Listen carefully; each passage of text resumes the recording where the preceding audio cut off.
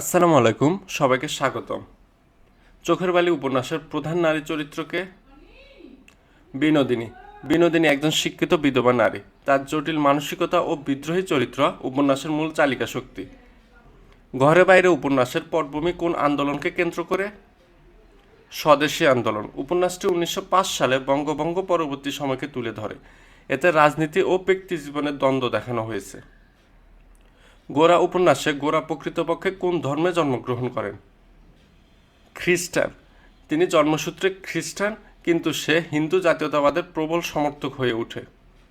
নৌকাডুবি উপন্যাসের প্রধান পুরুষ চরিত্রকে? মহেন্দ্র। মহেন্দ্র একজন শিক্ষিত যুবক।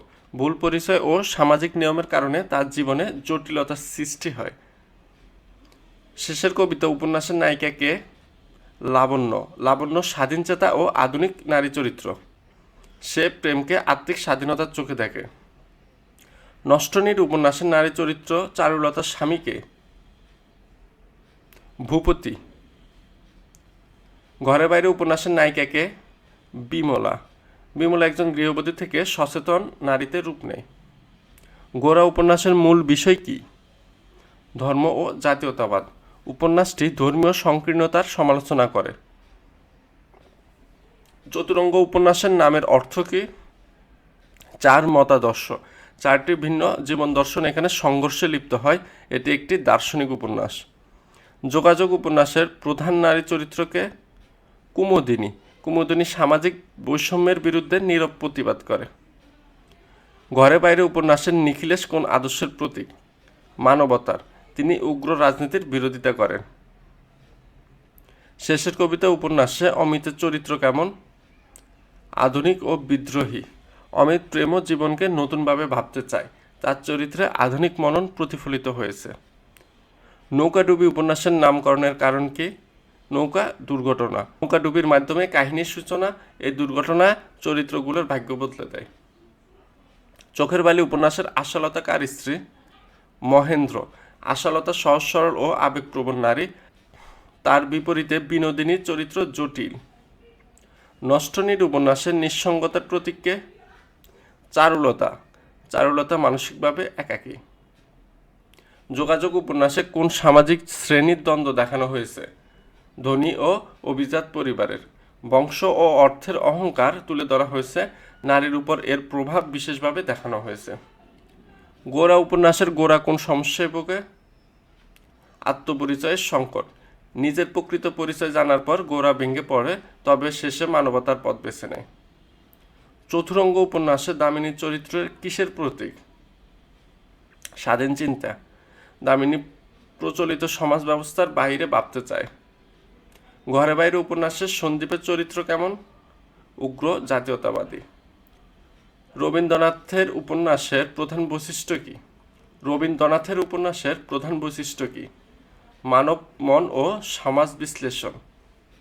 রবীন্দ্রনাথ মানুষের অন্তর্দ্বন্দ্ব গভীরভাবে তুলে ধরেন।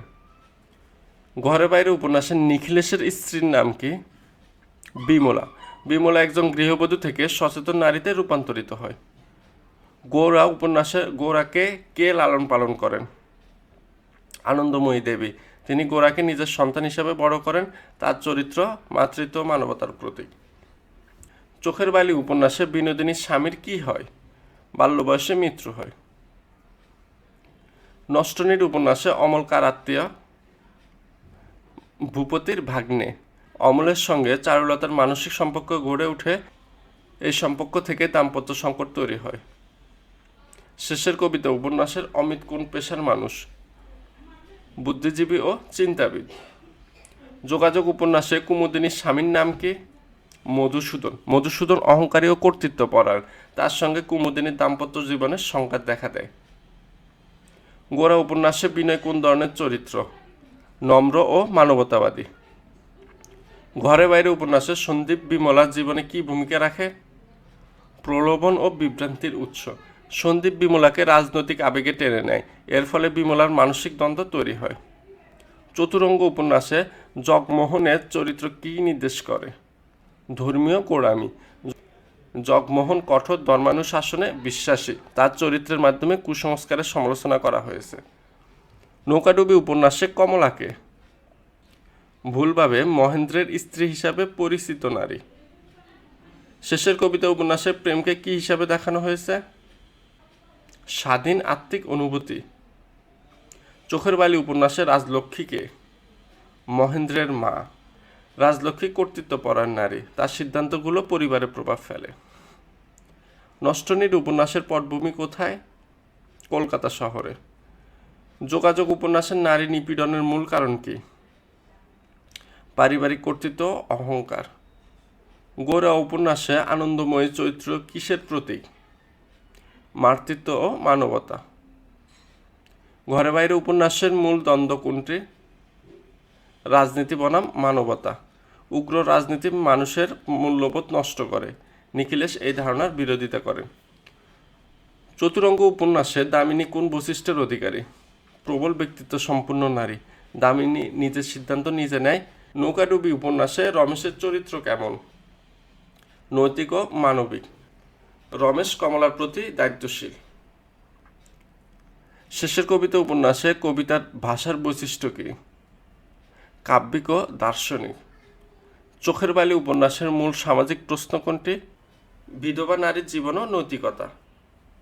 সমাজের দ্বিচারিতা তুলে ধরা হয়েছে, বিনোদিনীর মাধ্যমে এই প্রশ্ন উত্থাপিত হয়। নষ্টনীড় উপন্যাসটি কোন অনুভূতিকে বেশি তুলে ধরে? নিঃসঙ্গতা ও বঞ্চনা। যোগাযোগ উপন্যাসে কুমুদিনীর প্রধান শক্তি কি? আত্মসম্মান। কুমুদিনী অপমান মেনে নেয় না, তার আত্মসম্মানই তাকে দৃঢ় করে। গোরা উপন্যাসের শেষ পর্যন্ত গোরা কি উপলব্ধি করে? মানুষই সবার আগে। ঘরে বাইরে উপন্যাসে বিমলার চূড়ান্ত উপলব্ধি কি?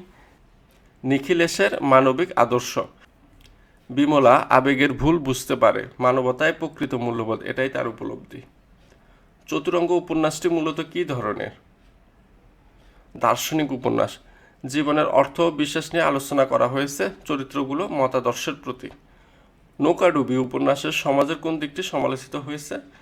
বিবাহ ও সামাজিক প্রথা। ভুল বিবাহ ও পরিচয় জটিলতা দেখানো হয়েছে, এতে সমাজের কঠোর নিয়মের সমালোচনা করা হয়েছে। শেষের কবিতা উপন্যাসের সমাপ্তি কেমন? দার্শনিক ও সংযত। প্রেম পূর্ণতা না পেলেও উপলব্ধি গভীর হয়, এটাই রবীন্দ্রনাথের আধুনিকতা।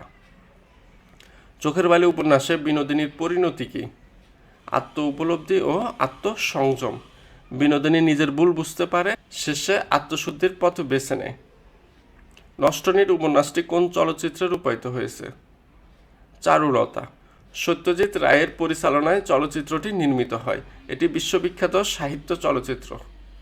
রবীন্দ্রনাথের উপন্যাসে নারী চরিত্রের প্রধান বৈশিষ্ট্য কি? মানসিক গভীরতা ও আত্মসচেতনতা। রবীন্দ্রনাথ নারীদের পূর্ণ মানুষ হিসেবে দেখেছেন, তারা সমাজের সীমা অতিক্রম করে ভাবতে শেখে।